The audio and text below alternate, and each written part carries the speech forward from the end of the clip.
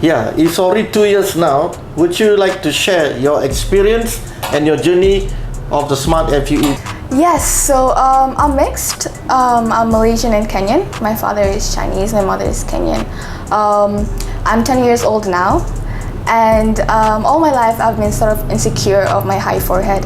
I had a very high hairline, and so I met with Dr. Jas in 2020 regarding this issue, and he consulted my way through it, to the issue.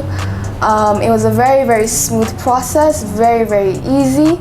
It's been 2 years now, and I'm so satisfied with my results. I have curly hair, as you can see, but it's natural, the process, the result, and everything, and I'm so happy. So as you can see over here, all of this is transplanted hair. Everything over here, this is all 2 cm down from my original hairline. And the texture of the hair is also the same as the rest of my head. That is very, very important, especially since I have curly hair. That was one of my main concerns. And it turned out beautifully, if you ask me. I'm very, very happy with the results, and I could never be happier.